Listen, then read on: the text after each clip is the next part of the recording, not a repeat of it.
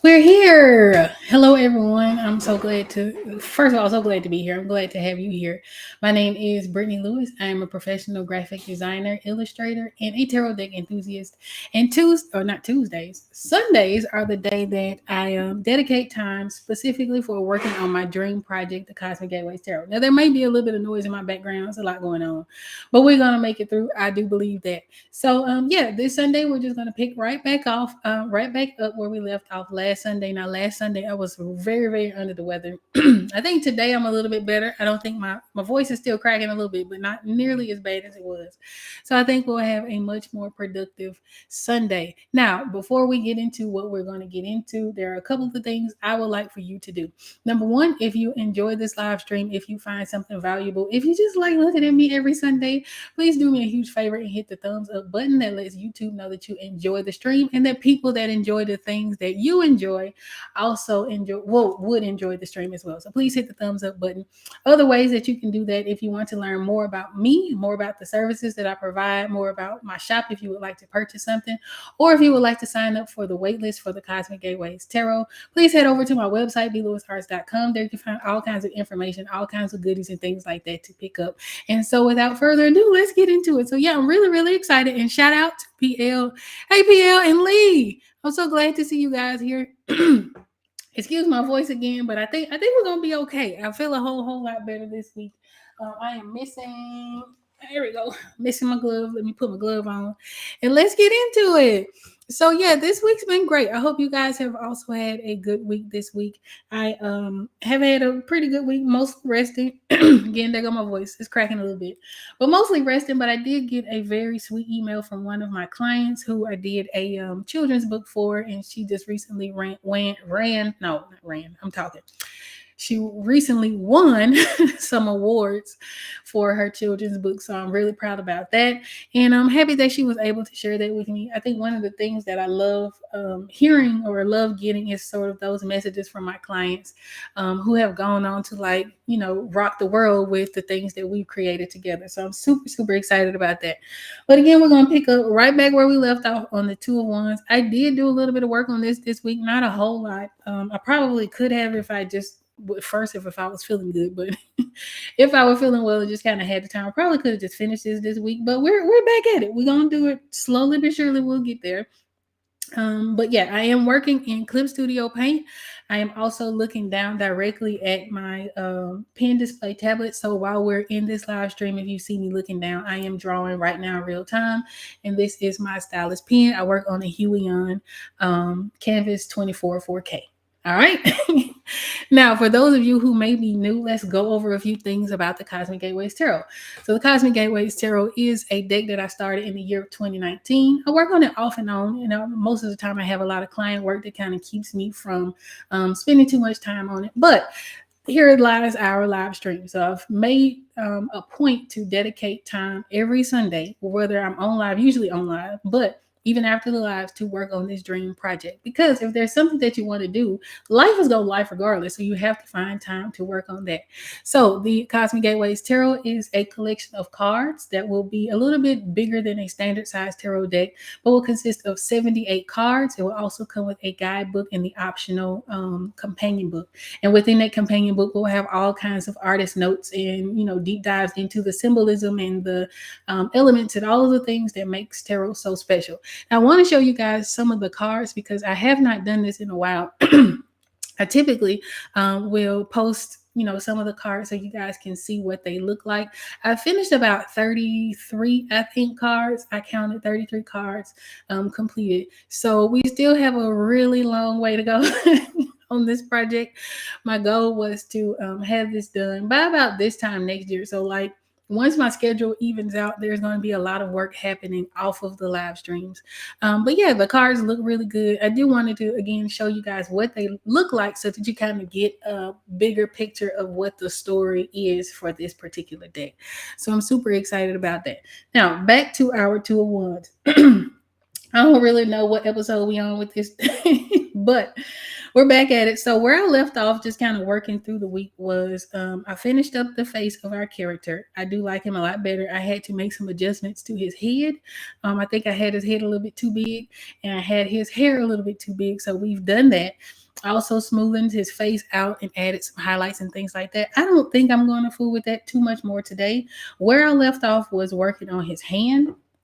Now, hands are one of those things that uh, I can finesse pretty well. Hands are one of those things that for a lot of people that's kind of difficult to work on drawing hands and things like that. But a good reference, we talked about references last week. A good reference really goes a long way. And I use an app called Handy on my phone, which will allow me to pose hands and turn heads and do lighting and things like that I can then use for references throughout some of the work that I do.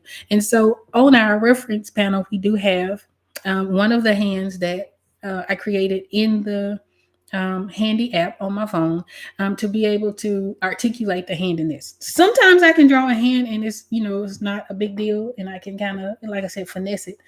But other times I have a little bit of trouble, and this is one of those times where I was having a little bit of trouble. So we're going to just pick up right where we left off. And I know last week we talked a lot about references. And the funny thing, I guess that's just kind of how the universe works. I just saw on Threads where someone was mentioning, again, not using references and why. Some people are disappointed when they learn that artists use references, but artists have been using references since the dawn of time. Like, we do have very active imaginations, but our imaginations are often fueled by reality. So a lot of times, if I can't see a thing, right, whether that is me seeing it in my mind's eye, or if I can't see the actual image itself, we'll use references, right? So the box here, draw a arrow there. The box with the pictures is my reference panel, and so I am very adamant about using references because too, I want to be able to create the best work that I can possibly create. So yeah, that's where we are in a nutshell. We're just kind of working our way through this picture. I'm hoping that I won't be spending too much more time on it. Being sick kind of slowed things down significantly. But we're back at it. You know what I mean? We have to give ourselves grace when we're working through things if they don't come together as fast as we would like them to. Sometimes you just kind of have to slow down. And that's just sort of how life goes, right? All right. So now the Two of Wands, as a reminder, deals a lot with planning, right? So in our original Two of Wands, there is usually an illustration of a guy standing on the balcony and he's sort of holding like a globe and the whole thing. And the idea is that he's looking forward, he's planning for his future. Now, when it came for me to develop this particular card, I took the same sort of ideology. I just wanted to give it a different scenario. So we and some of you guys were there for it when we worked on the sketch for this. The idea was to have, our two central characters sort of planning in this library setting that sort of echoes the Hierophant of this particular deck. And that kind of creates consistency. And if you guys, and I know we've gotten some new people come in and out, so I'll show you one more time some of the images from the Cosmic Gateways Tarot. And I want you to pay attention to some of the common themes. That could be the colors, that could be the motifs and things like that. So I tried to create consistency throughout the cards, which is important because I've been working on this particular project for so long, right? So I've been working on it since 2019.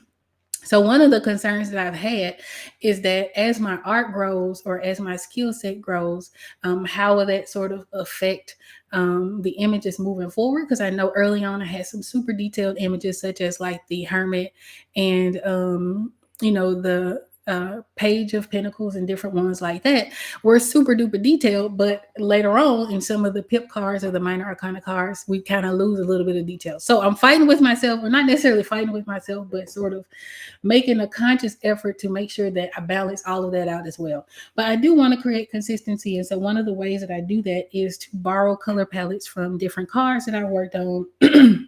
Especially our majors, because that's where I sort of started. So within the majors, I do have 4 major arcana cards left to create. That is the Chariot, the Star, Sun, and the Moon. And I've worked on every last one of them cards at some point. I actually started with the chariot. That was the very first card that I began to draw, but for whatever reason, I wasn't able to articulate. I was going for like a double exposure effect. So, for those of you who may not be familiar, a double exposure effect is where you have, like, say for instance, I'm drawing myself as a person, and within my shirt, I have a whole scene, right? So within the double exposure, you see aspects of the original image. So you would see parts of myself, and then within the shirt, you'll see a different scene.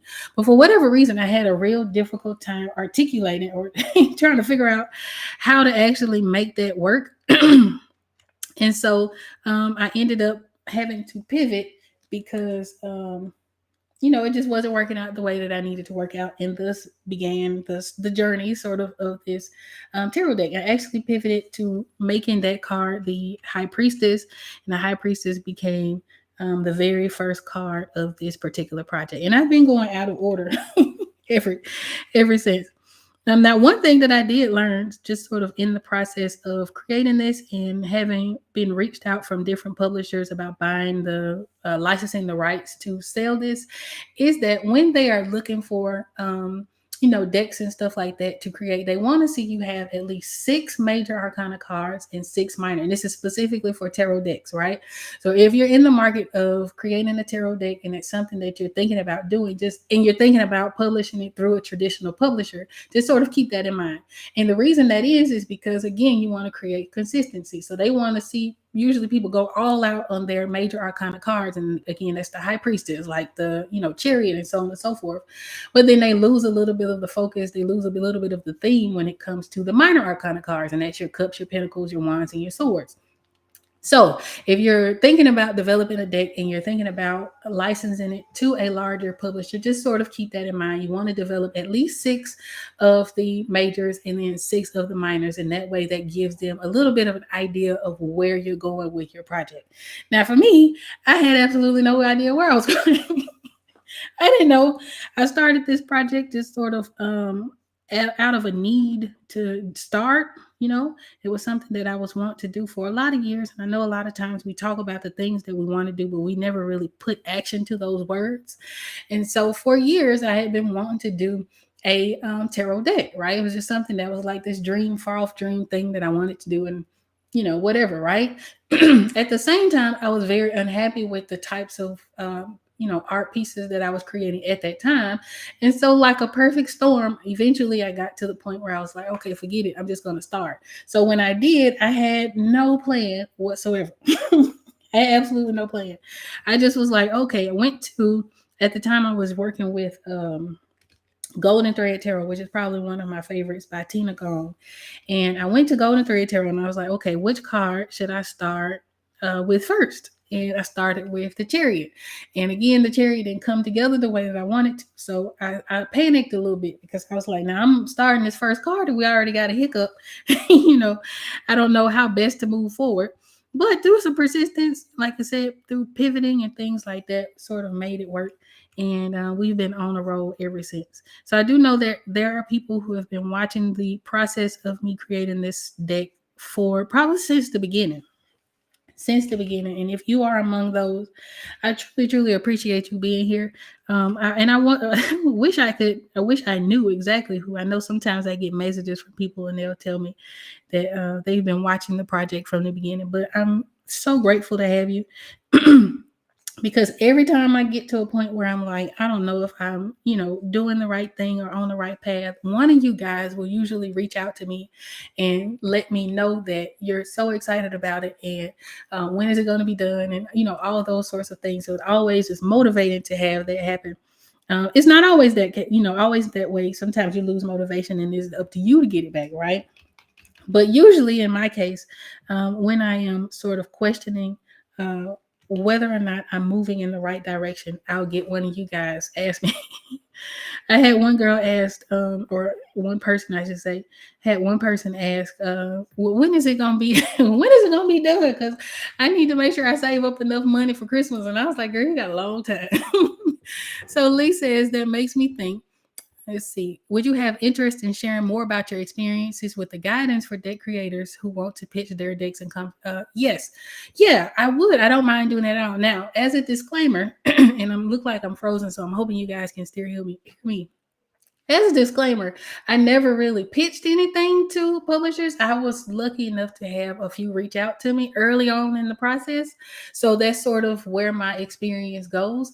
I do have a sample contract that I was given, and I don't know I don't know if I should share that or not. I have no idea. But what I did learn, just sort of reading through that contract and sort of speaking with other creators and sort of paying attention within the deck creator scene, is that there are some things to sort of look out for. Now, one of the things that Betty Tarot, who has like the huge tarot platform with all the resources and things like that, I remember being in a live with her because I used to be in her the Betty Tarot community where you could do the free readings and practice and all that, right? So I remember being in a live stream with her, and I remember asking her something to the effect of like, what advice would you give to someone who is, publishing their decks, right? And from her, it was like, don't do it. You know what I mean? Not don't publish, but like just be very wary. Be very wary about who you publish with and what the terms of that contract is. Now, in her case, I think they were just licensing her name. Because I later heard her say on a podcast that she got contacted to have her name licensed, and another illustrator came in and worked on it. At first she was real detached from it, and then she got really involved. So in her case, it may not have been that important, at least in the beginning, to have hands-on in the read contracts and this and the third. But what ended up happening was later on she wanted to use the images from that deck on her website, and then because even though it had her name and all that on it, she has to pay for licensing to do that. So that's something to sort of keep in mind. The other thing was that in one of the conversations that I had, they were perfectly okay with me selling the deck in an indie sort of platform, so I could sell it myself for however long, right? But once they license it, they would highly discourage me selling it myself. And at the time, the offer, and again, this was a sample, so I don't know if this was what they were going to offer me or not, but this is just how I was looking at it, right? The offer was very low, almost demeaning. You know what I mean? And it was also the percentage was also something that I would just, it was just a no, right? It was a no all around. The other part of that is just to make sure again that you're reading your contracts and making sure that you're getting what it is that you want. For however long you want, right? So some people will try to license things in perpetuity, which means that they have exclusivity to that thing from now until, right? Sometimes you can negotiate having someone license something for a couple of years, and this works the same way in publishing, like just traditional books and things like that. So you do want to be just aware, just aware, have an attorney or somebody like that look over the contract, and don't be afraid to negotiate. So I was in a licensing class recently where they talked a lot about, just sort of making sure that you are aware of, how those sorts of things work. So that's pretty much my experience with it in that regard. It's to me, it doesn't necessarily line up with what I have in mind for my future. However, I'm not necessarily closed completely off to that because it could be an opportunity that could be like, fantastic and everything works out in my favor. No problem, Leah. I'm so happy to share. I have no there's no problem whatsoever to share. So I'm really glad you asked, and I hope that helps someone else in the future. But yeah, publishing is really interesting. It is. The main thing really just comes down to your contracts, because I do feel like you can negotiate anything, and if they don't want it, then it's okay for you to be prepared to walk away from something. Same with contracts. The contracts that I work with for my business, whenever someone's hiring me to do a thing, we actually do sit down and figure out before the contract is drafted what exactly it is that they want from the project, what the goals are, sort of how they plan to use it, the size of their company and things like that, because that'll sort of dictate the level of use that they'll get a chance to, use as they use, buy the artwork from you. So you don't have to sell all of your rights. I know that is something that's very, very common. I've done it myself where I've sold all of the rights to different things that I've created. Sometimes it's not necessary for me to keep copyrights, right? So if I'm doing like a branding package or something like that, I don't have a reason to hold on to copyrights to someone's logo or their logo package.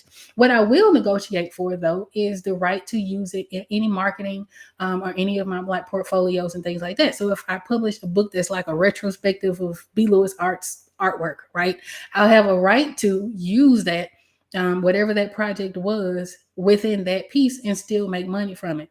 The thing that we have to take into consideration when it comes to selling off your copyrights is it's very, very similar to selling to an artist, sort of selling or not having the masters to their music, right? So yes, they're on the music. Yes, they probably were paid in advance and all of that sort of thing, as they've signed their contracts to their music. But what happens is, let's say you've signed to RCA or something like that, and you don't own the masters to that work. Sure, you got paid to make the song, but then RCA can then license that music off to movies, to commercials, and to things like that, and continue to make revenue from that music. And the same works for artwork, right? So if you're an artist or an aspiring artist and you're thinking about licensing your work, or, doing things for other people, just sort of keep that in mind. So when it comes to your contracts, there are usually two types of contracts. The first one is a work for hire agreement. That is when, you pretty much sell the rights to whatever you're created. So no matter if you're collaborating with the person who's hiring you or not, if you create something as under a work for hire agreement, they own whatever it is that you've created in that space. You don't have rights to do anything with it unless, again, you negotiate to be able to use it in your ads and things like that. That's something that you can do. The other part of that is a licensing agreement, and again, that's where you can dictate how the work is used, for how long it'll be used for, whether or not the person commissioning you can then take that and sell it to the next movie studio or the next book publishing studio and things like that. So that's sort of where you have to kind of figure out, what it is, what the goal of the project is. So those are some things to keep in mind. A lot of that I had to actually learn on my own. And a lot of that I did not learn until I had gotten into the Graphic Artists Guild, which I then became the Southern Regional rep for. But through them, I was able to sort of get, first of all, some great contract information, just great standard blank contracts that I can then tailor and make my own for every client, whether that's licensing or straight out work for hire agreement, which they highly discourage. But I do feel like there are instances where it's perfectly okay to do a work for hire agreement. So I learned a lot through them. Also with them, I learned a lot about pricing my work. And hey, Lee says, wow, I definitely need to learn more about licensing copyright. Yes, for sure. And I think that's one of the things that a lot of artists do not have enough knowledge about, because nobody's really talking about it. Usually when I've seen like videos, it's from the perspective of someone hiring a creative to do something from them. And so from their perspective is, yeah, make sure you do work for hire, because this, that, and the third. But I don't think it is as fair or as nuanced as it could, because like I said, there are instances where a work for hire agreement is perfectly okay, right? It just kind of depends on your vision for the work that you're creating, right? But then by default, whatever it is that you create, you own. And a lot of people aren't aware of that, right? So if you do something, and let's say you don't have a contract, and I hope that you always do, but let's say, for instance, you don't work under a contract and you just create something, you still own by copyright laws, you still own the rights to that. So if you decide later on that you want to sell, t-shirts of something that you did 10 years ago, you still own the copy, you could do that, right? Now, one of the things that I do is just sort of in my own ethical practices, if I'm creating something for somebody, unless it's going in a book, right, where it's like all of the work for Brittany Lewis from the beginning, that kind of thing, I'm not selling copies of, logos and things like that to other people. So there's a little bit of moral ground that you have to kind of play with. But by right and by law, if you create something, unless it's stated under a work for hire agreement, you own the rights to that. And so that's something that I think needs to be communicated if you are working for clients. So yeah, it took me a while to learn a lot of that. I had to bump my head a lot Over the years, I have been a professional graphic designer for 15 years. That's when I got my first design job back in 2008. I've been a professional artist, I would say about the same time, because I think I got my very first commission around that time and did my very first logo sort of around 2007, 8, somewhere up in there. But in school, they didn't really teach us a lot about the business of being a creative art or just being a creative in general. So some of this I just had to bump my head on. And so I'm very happy to be able to share some of that, because again, it's not something that's talked about. And if you don't, sometimes you just don't know what you don't know. So you may not even be aware that there is a need to hold on to your copyrights, or a need to, just be aware of what sort of situation the art is going to be used in. So, for instance, I saw, and two, I will say this: a lot of times, because a lot of times when we start off, we're working for very inexpensive. We're working on very inexpensive projects, right? And because of that, that comes with a certain type of client. And so we may develop the thinking that, okay, if I give them a contract, if I lay down these rules, if I do all of these different steps that all of the business people are telling me to do, it may not work out. But the thing is, the larger the contract and the larger the client, the easier it is, because there's already an expectation that there's going to be a contract. There's already expectation that there's going to be a conversation about rights and usage and all of those things. So start early, start now, so that when you get to those big projects, you're kind of prepared for it. So that's one of the things I'm really, really thankful about in my career, because it isn't where I would like for it to be. However, giving myself grace, I'm happy that I've experienced and had some of these sort of hiccups that I've had with cheaper clients, so that when I get to these, or when I have gotten to these larger clients, I'm already sort of prepared for what to do. The other thing to consider when someone is hiring you is making sure that you get a deposit.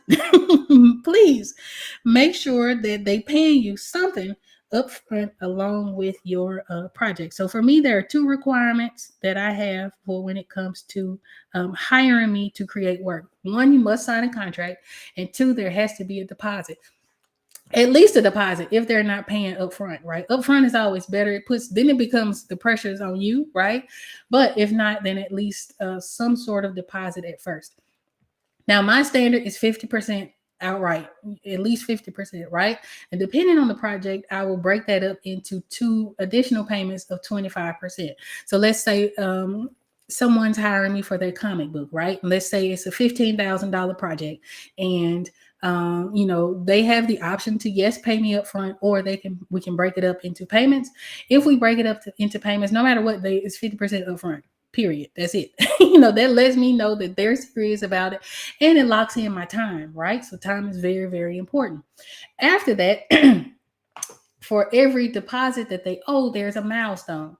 That way, I'm always paid for the work that I do. So for that 50%, that might get them all of the sketches for the entire 24-page comic book. So you get all of the sketches and things like that. And then there's a period for revisions. And, there's a set number of revisions, and all of that you'll have worked out in your contract. And you'll talk about all of this stuff before you even start the project. And that way, you'll be able to gauge whether or not this person is serious about what it is that they're doing, or if they're just talking. You'll discuss all of this ahead of time. So with the first 50%, it might be a milestone, let's say sketches, right? So you'll have sketches for the entire 24-page comic book. After that, we have a period of revision, so they can tell me, okay, we want to change this, and this. After we've gone through those revisions, then that next 25% is due, right? So that means that before I get started on my line work, or, whatever the next step is, they got to pay that 25%. And if they don't pay that 25%, then we put the project on hold. And there's a set number of time, there's a certain amount of time that they have to pay for that. But you're communicating all of this to your clients as you go. So it's like, hey, we have, our sketches and things like that ready. Just to let you know, I'm going to be sending it for revision. Once we get past the revisions, then you have this, but you have so much time to do revisions. You have so much time to pay this next 25%. And then after that, the final 25% is done, and then you pass over the files or whatever it is that you have to deliver. Now, one of the things that I learned to add to a contract is something called a pause clause. And I got this from the Brief Collective over on Instagram. And so basically, a pause clause says that if within let's say you give them 2 weeks to pay the invoice. If after them 2 weeks you don't hear anything from your client and they don't pay their invoice, then you pause the project, right? You pause the project and they have 24 hours from that pause to pay whatever it is that they owe. And if within that 24 hours they don't pay whatever it is they owe, the invoice that's due, then you stop the project. And then in order for you to restart it, they have to pay a fee because when you have larger projects, you're scheduling out your time. And if you're waiting for an invoice to be paid, you're ready to get started for the next thing, and they haven't given you directives, and all of these things are happening, that's going to affect your ability to pick up projects following that.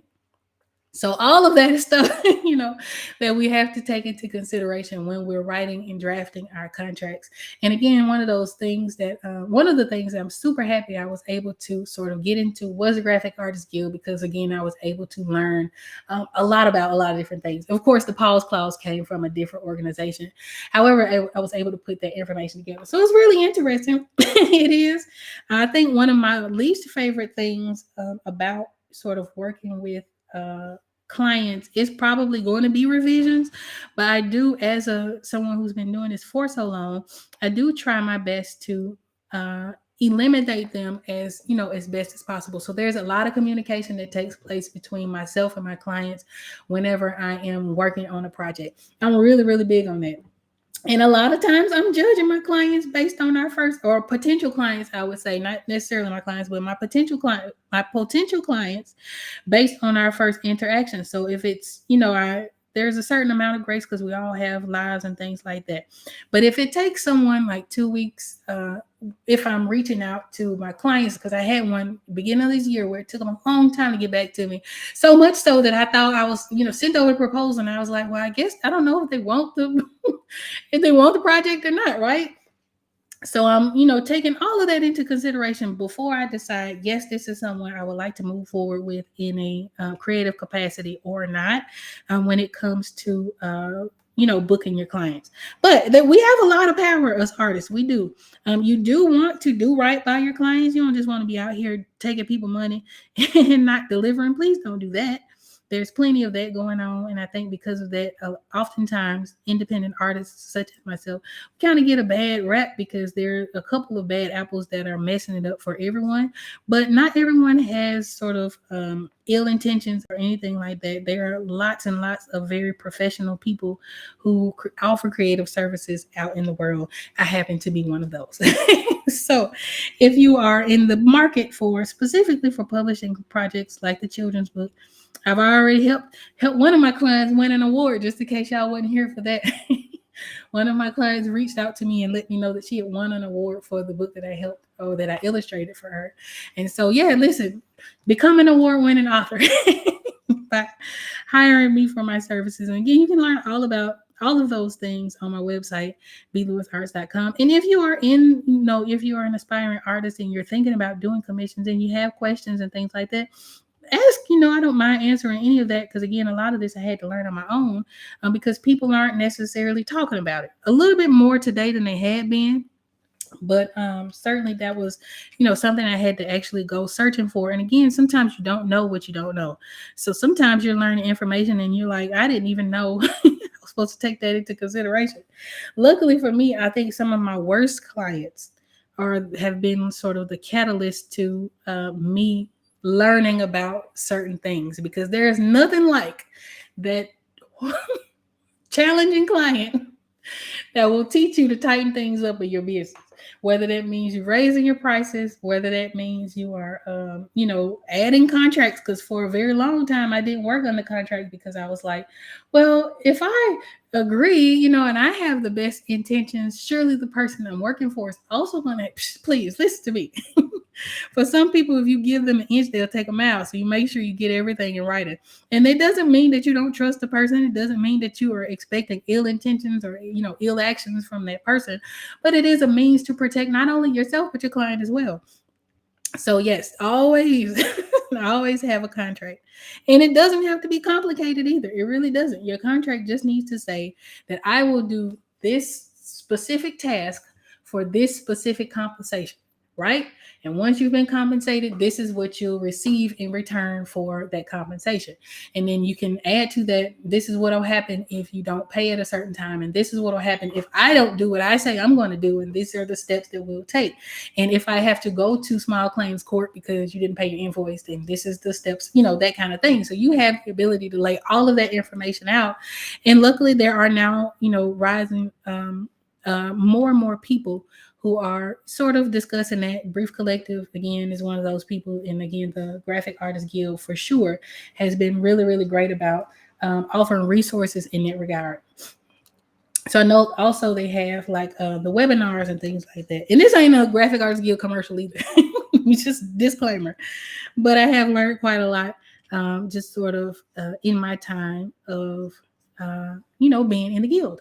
So yeah, so we're back to our thing. So what I did, and I'm going to zoom out here for a second because I was working on the hand, and I think I got into an okay spot. I don't think it's completed just yet, but I am ready to move on to something else. So that I could tell now that I'm zoomed out, there's quite a bit that I would fix about his hand, but I don't really feel like fooling with it because I will be doing that for the rest of this live stream. So we're just going to bounce around a little bit. Actually, what I think I might do is go ahead and paint in our lady's hand, and then we'll move on. So yeah, we're just moving to our next character. And one thing that I did, and we did this a couple live streams ago, was we set up our flats. And your flats are just your base colors. And then, excuse me, on top of that, still under, but not too bad. But on top of our flats is where we'll add our details. I'm just going to darken up my sketch, and I'm going to clean up my flats, and then we're going to add details to that in just a bit. So yeah, that was my little soapbox. I wasn't real sure what I was going to talk about this live stream, but I guess the spirit had some other plans, baby. We was going to talk about these contracts because there's nothing that irritates me more than, or there are a few things, but for the most part, is seeing artists and things be taken advantage of, and then also having artists and things take advantage of people who may not know any better. So I think a lot of that sometimes it's just a matter of you just don't know what you don't know, right? Sometimes it's just a matter of that. But you have so much more control as a creative than I think we like to, or maybe that we're aware of. I'll say that. So yeah, a lot of that it took me a long time. So if you're in college, or if you're thinking about going to college for art, graphic design, illustration, any of that, even writing and publishing, things like that, take yourself some business classes. Okay, do that. Take you some business classes. I remember I didn't take very many. I took an advertising class because I felt like that was relevant to graphic design. So I did take an advertising class. But one of the things I wish I had done while I was in college and needing to fill up my schedule was take some business classes, because I think that helps you go along. Even if you feel like you'll never own your own, creative business or anything like that, take them anyway, because that'll help you understand sort of your value within a larger structure, right? A larger business structure. So if you're going into getting a job and you're trying to negotiate your salary, if you're aware of how the business works, then it's easier for you to negotiate how much you should be paid, right? In addition to you're learning the basics and the foundation of illustration or design or whatever creative field that you're going into. Just take you some business classes. Because again, a lot of this I had to learn on my own, and some of it I had to learn the hard way. But again, I'm really, really glad that happened with some of the cheaper clients, so that if I was losing money, it was no more than like a couple $100, right? So it wasn't too bad. But yeah, if I can provide any of those experiences, I don't mind at all doing that. So luckily, like I said, we've had quite a few people pop up in the way of teaching other creatives how to, do certain things, how to navigate certain situations as creative entrepreneurs, or as just a, part-time freelancer or whatever it is that you're wanting to do. So the business of it. The funny thing is, being a business owner and being a artist, professional artist, is that most of my time is really spent on the administrative part of the business, right?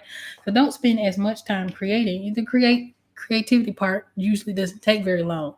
But a lot of what is happening is, Lee says, "Thank you, no problem, Lee." A lot of what's happening is you're running the business, right? So you're having these meetings with your clients and things like that, and or you're negotiating, or you're making sure that paperwork is signed, and making sure that things are looked after and looked over, and making sure that you're communicating, and all of those things. A lot of that takes up more time than the actual creativity itself. Actually, one of the things that I would suggest if you're thinking about becoming a freelancer and doing some sort of work on the side is timing your self work, right? Timing your self work and sort of determining how long it takes you to do a certain task, right?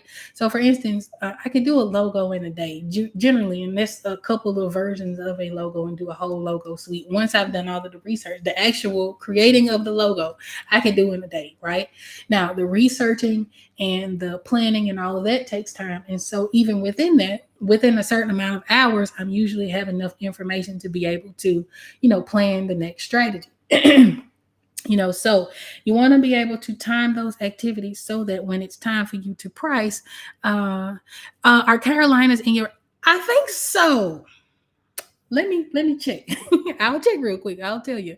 We're gonna look. I think so, Lee. I think the Carolinas are in the southern region. And I'll show you guys their website here for those of you who are thinking about joining. And here's the beauty of joining the Graphic Artist Guild. One, you have access to all of sort of the webinars and things like that. So they do a monthly webinar where someone comes on and talks about their level of expertise. Their level of expertise. But one of the other awesome thing that happens when you join is that you get their pricing and ethical guidelines. Let me see if I can go back to that book. You get the book for free, right? So there's a new book coming out, I think every 2 years or so, and you will have that resource, and I think that's really awesome. So let me see if I can find the region. So I am in the southern region, and I am the southern regional rep. Let's see, did it click on it? Oh, there we go. I'm not really sure if I feel like they should be. Yes. So you will be in my region.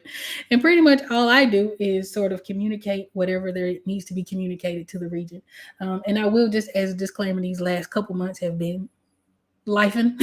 So I haven't been as active as I would usually be. But yeah, I would be your rep, right? I would be your liaison between the things that you have going on and the board if there needs to be something.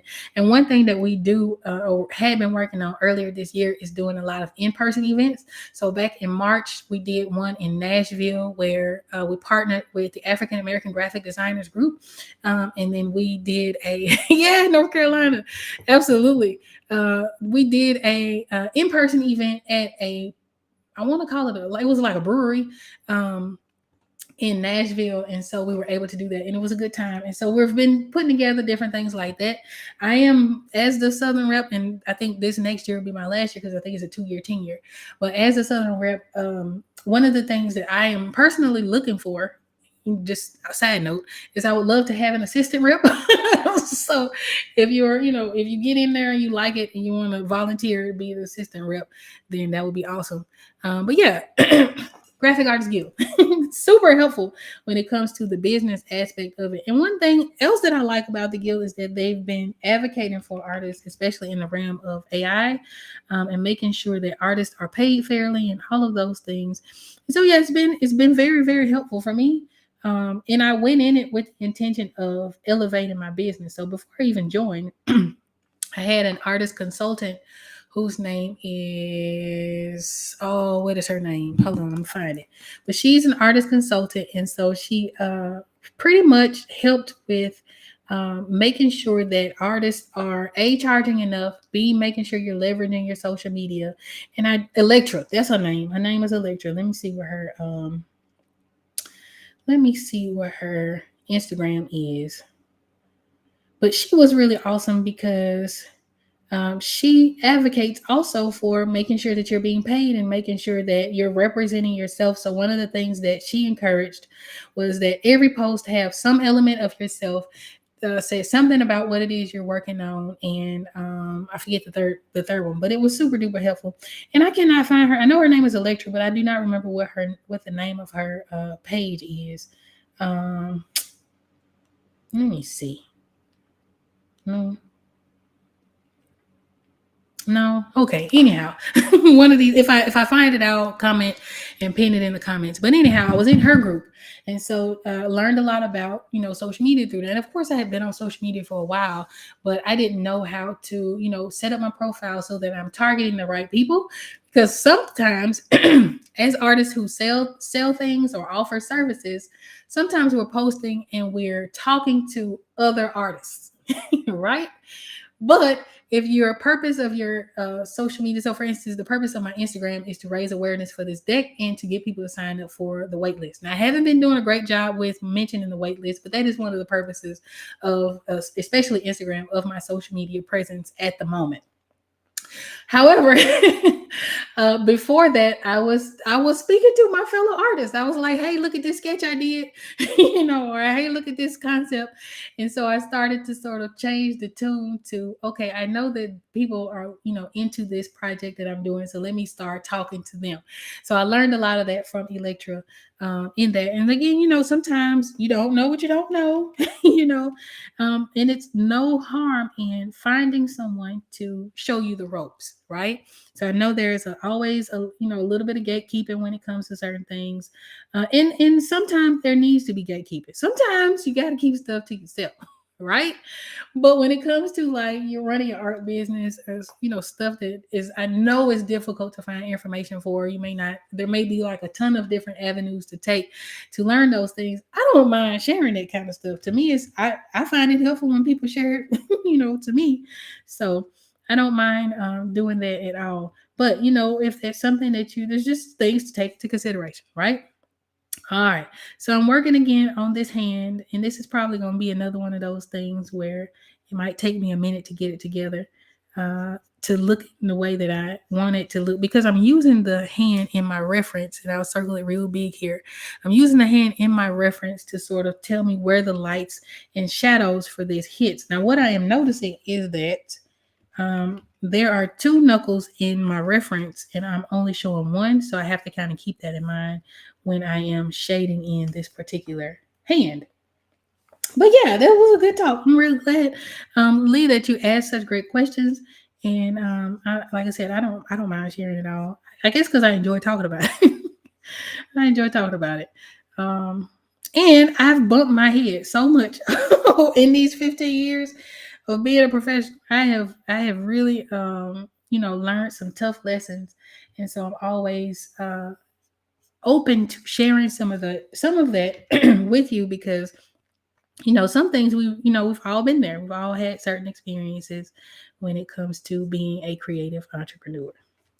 But I am happy to be able, like I said, to share it. I'm really happy to be able to do this live while I'm talking. Now, when I first started lives and was, going through my whole anxiety of creating in front of people, I was like, I hope I don't get distracted too tough while I'm talking and mess up my pictures. But I think we've been doing all right. I think every live gets easier and easier. I do have like before show jitters, which is why I have the little countdown at the beginning, because that helps me like helps me juice myself up and get prepared to talk to you guys. But or I'm usually just sometimes just sitting here twiddling my thumbs, but it does give me a little bit of time to sort of get my mind right, so that we can have these chit chats. But Lee, I did get your email, Lee. I want to say that too. I did get your email, so I'm going to email you back as soon as this is done. So it says, I also asked what other resources you mentioned in addition to the Graphic Artists Guild. Something collect. Yes. So the Brief Collective. The Brief Collective is and I'm a little bit frozen, but I'm going to put your comment there just to have my, have my face. But the Brief Collective is a Instagram page. It's a company of two women, and they pretty much, I don't know, everybody's got a course. It's kind of like that. They have a course. However, I have found their course quite valuable. So, or not their course, just the information that they share quite valuable. So the Brief Collective, and I'll put it here in the comments. And they are nice because what they'll do is they'll have brief challenges, right? So let's say you're studying graphic design and you're wanting to fill up your portfolio. So every so often they'll put a creative brief out in the world. They'll say, okay, this is the client, this is the project, this is the problem that they want to solve, and then you can then participate in that and create something based on that. Another thing that you can do, which I found extremely helpful, is to go to Chat GPT. Now I know a lot of people are have their feelings about AI, whatever, but if you go to Chat GPT or Perplexity AI, and what you'll want to do is, let's say, for instance, you'll want to build an, let's say you want to do books, right?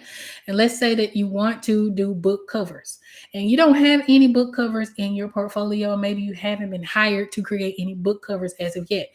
You can go into Chat GPT and you can say, first of all, create a list of common, what is it? Not Creative Commons, but the books that are just open to everyone. What is it called? Goodness gracious. Anyhow, there's a bunch of books and literature and things like that that is free to everyone. The copyrights have expired after 70 years, and so you have all these books that you can work from and create from and things like that. So let's say you want to do Alice in Wonderland. So you will go to ChatGPT or Perplexity or whatever AI you want to use, and you'll say, "Hey, can you create a creative brief for children's illustrations for this book?"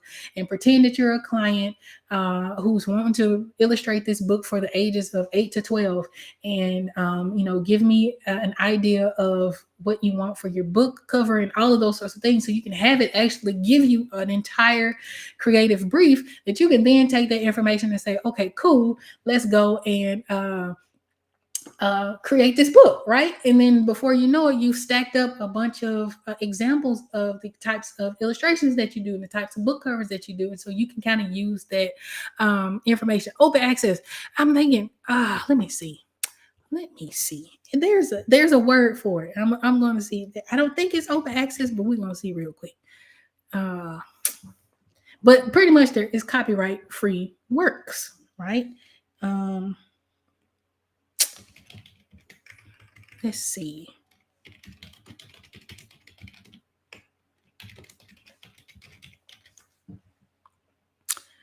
It is called public domain. That's what it is. It is books that are in the public domain. And that is a treasure trove of content, right? So again, if you are an illustrator, maybe you want to do illustrations, but you don't want to worry about the copyright repercussions of doing illustrations based on someone else's work. You can look into public domain works, right? You can do anything with public. You can take public domain works and decide that, okay, I'm going to practice my book layouts. I'm going to lay out this book and I'm going to put it on Amazon. You have the right to do that because no one owns the copyrights anymore to public domain works. Yes, public domains. Yes. So there are libraries of public domain work that you can use as your material, as your source material. Again, Alice in Wonderland is one of those. Winnie the Pooh, I believe, and I think Steamboat Willie, which is the Mickey Mouse, the one who's on the boat.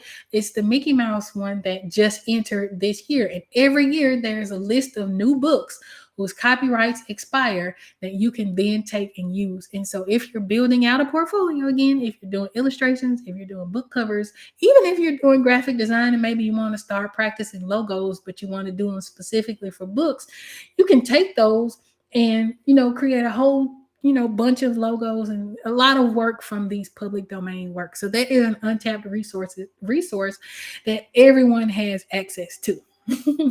So I hope that was helpful.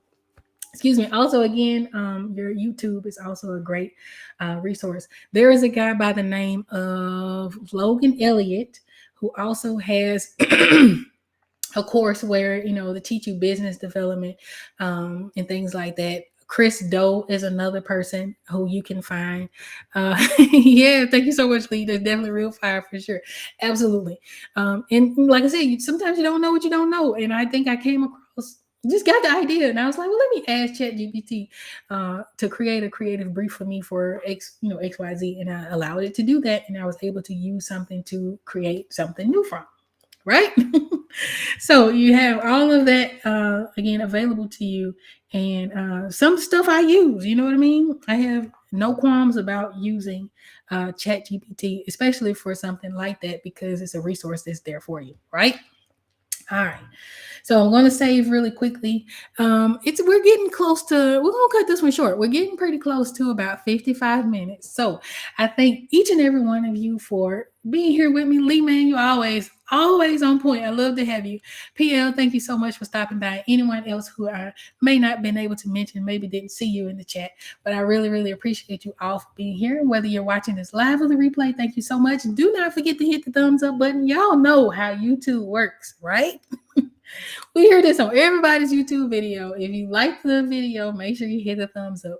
And the reason is, again, because YouTube will say, okay, well, Lee likes watching this sort of content and she likes this video. So we're going to see who else likes the same type of content, see if they might like the video as well. So it helps get the word out. It helps me to reach people who may not have heard of the Cosmic Gateways Tarot, and it helps me out a lot. If you would like to be notified anytime I go live, be sure to hit the subscribe button and the notification bell. And Lee, again, I'm going to get back to you as soon as possible so we can get that set up, because I'm so excited for that. And PL, thank you so much. Have a wonderful week. And for everyone else, thank you so much again for stopping by. And until next week, peace.